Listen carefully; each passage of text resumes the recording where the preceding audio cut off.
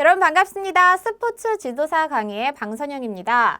오늘은 오리엔테이션을 하게 될 텐데요. 이 스포츠 지도사는 뭐였고 어떠한 내용을 어떻게 공부할 것인지 어떠한 과목들로 이루어져 있는지 한번 볼게요. 우리 스포츠 지도사 2급 같은 경우에는 7과목 중에서 5과목을 선택하죠. 그 5과목을 평균 이상의 점수, 단 과락은 면해야 된다라고 하는 부분이 있습니다. 일반적으로 국가고시들 다 이러한 형태죠. 우리가 일반적으로 그냥 단순히 운전면허도 역시 과락이라고 하는 게 있잖아요. 이러한 것들처럼 어떤 평균치를 넘어줘야 된다라고 하는 부분인데요. 첫 번째로 다뤄지는 그 과목이 심리학이라고 하는 과목이 있고요. 그리고 생리학과 비슷한 느낌의 역학도 있을 수 있고, 그 다음 교육학이 있고요.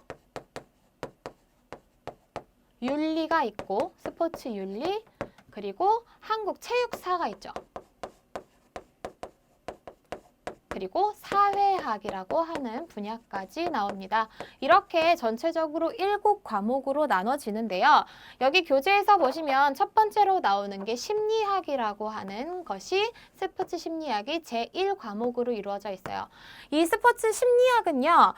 우리가 어떤 심리를 가지고 운동할 때 어떻게 심리를 이용하느냐 이러한 건데요. 교재의 내용을 보신 분들은 아시겠지만 양은 좀 많은 편이에요. 양이 많으면 쉽게 포기하기 쉽지만 심리학 같은 경우에는 양이 좀 많은, 양이 방대한 대신에 그 난이도를 보잖아요. 난이도에 늘 비슷하게 적정 수준을 유지하게 된다라고 하는 부분이 보여져요. 어떤 과목은요, 해마다 이게 난이도가 쑥 올라갔다가 떨어졌다가 얘 때문에 과락을 할 것 같지는 않았는데 얘 때문에 과락이 된 거야. 이러한 경우도 있어요. 근데 스포츠 심리학은 난이도가 평타를 유지하게 돼요. 그래서 내용이 많잖아요. 양이 많으니까 그 기본 이론에서 크게 벗어나지 않는다라고 보여져요. 그래서 기본 이론, 그 핵심 키워드 앞에 우리 헤드라인이라고 하죠. 뉴스에서도 그러한 것처럼 각각 그 주제만 알면 문제를 풀 수 있는 그러한 유형들이 많이 나오니까 스포츠 심리학 같은 경우에는 그러한 식으로 구성이 됐다. 이러한 장점이 있다라는 거 한 번쯤 알고 가시면 좋을 것 같고, 스포츠 수행을 함에 있어서 심리적 요인 이러한 것들이 최근에 기출된 양상을 보시면 거의 40% 정도를 차지해요. 그만큼 스포츠 수행에 있어서 그 현장, 핵심에 있어서 심리적인 요인이 어떻게 작용을 하느냐 이러한 것들 맥락으로 보시면 좋을 것 같고요. 생리학이나 역학 이 두 부분은 참 호불호가 많이 갈리는 그러한 과목이에요. 생리학, 역학, 전공자들은 한 번쯤 필수 과목으로 대학교 때, 학부 때 배웠을 거예요. 근데 비전공자이신 분들은 생리학, 역학 보기만 해도 이게 뭐야? 너무 생소한 단어들이 많이 나온다는 거죠. 그래서 기피 대상이었어요. 기피 과목이었어요. 2과목을 버리라라고 하면 이렇게 2개 버리고 5개를 선택하는 그러한 형태가 가장 많았거든요. 근데 가장 최근 기출된 양상을 보면요. 그러한 것들 때문인지는 모르겠으나 생리학과 역학의 난이도가 낮춰졌다라고 보여져요. 쉽게 나왔다라는 거죠. 그 내용도 많지 않을 뿐더러 난이도가 쉽게 나와버렸어. 이것은 사람들의 심리로 하여금 선택하게끔 만들려고 하는 게 아닌가라고 보여지기도 해요. 상대적으로 윤리라고 하는 건 우리가 도덕 수준의 문제였어요. 그래서 해마다 나온 것들이 겹쳐져서 나오는 경우가 되게 많았거든요. 근데 가장 최근에는 윤리가 오히려 어렵게 나왔어요. 이게 반대적으로 된 거죠. 그래서 이게 효자 과목이었거든요. 왜? 우리 레슬링, 태권도 이게 효자 종목입니다. 이렇게 하듯이 스포츠 지도사에서는 스포츠 윤리라고 하는 게 아주 효자 과목이었는데 최근에는 그게 조금 무너졌다라고 보여져요. 하지만 100점을 맞을 게 아니잖아요. 그쵸? 우리가 100점을 목표로 하면 굉장히 스트레스 받으니까요. 우리는 어느 정도 수준만 유지한다.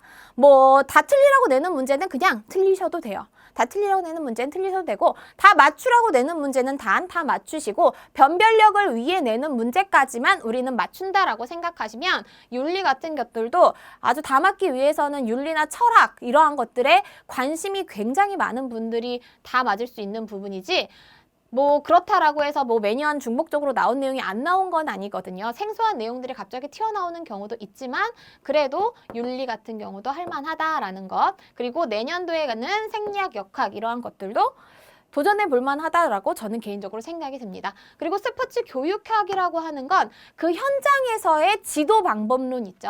그 현장에서의 그 지도 방법론이 기출의 거의 40%, 50%를 차지해요. 그만큼 현장에서 어떠한 것들이 중점적으로 이루어져 있느냐 그 부분을 핵심 포인트로 보시면 되고 이 교육학에서 가장 어려운 것은 법률을 다루는 그 법적인 뭐 몇 항, 몇 조에 의하면 이러한 것들이 좀 어렵게 나오기는 하는데요. 이러한 법률 조항을 뭐 이게 한 문제 나온다라고 하면 이것을 위해서 달달 외우실 필요는 없다라고 생각해요. 그래서 우리는 그냥 흐름대로 핵심 포인트대로 좀 오답으로 나올 만한 것들을 짚어가면서 공부해 보도록 할게요. 한국체육사 같은 경우에는 근현대사 근대와 현대에서 출제 빈도가 높게 나타나지만 전체적으로 한국사가 어떻게 체육사가 시대별로 어떠한 것들이 중요했는지 다뤄지면서 보게 될 거고요. 사회학 같은 경우에도 역시 범위가 조금 많은 편이에요. 심리학과 같이 비슷하게 내용이 좀 많은데 가장 최근 기출된 것은 조금 어렵게도 나왔어요. 이게 반복적으로 나오는 내용들이 있어요. 해마다 이게 한 해 나왔어. 그럼 그 다음 해에는 안 나오는 경우도 있어요. 그렇지만 이러한 것들을 통해서 그 기출 문제들을 통해서 유추할 수 있는 것들도 많으니까요. 여러분들이 문제를 푸실 때 너무 스트레스 받지 않으셨으면 좋겠어요. 자, 전체적으로 저는 어떤 핵심 키워드를 하나의 문장으로 만들어서 여러분께 알려드릴 거예요. 여러분께 한 문장으로 글짓기 하듯이 여러분께 알려드릴 건데요. 그것을 통해서 여러분들이 이 내용들을 머릿속에 저장하고 장기 저장 속으로 쏙 들어가게 해드리겠습니다. 여러분들 혼자 공부하시기 많이 힘드시죠? 저와 함께 이 7과목을 공부하면서 나와 맞는 과목은 무엇인지 그 5과목을 선택하시면 될 것 같아요. 본 강에서는 이해를 통해서 그리고 여러분들 풀이를 통해서 다가갈 테니까요. 너무 어렵지 않게 저와 만나시면 되겠습니다. 본 강에서 뵙겠습니다. 감사합니다.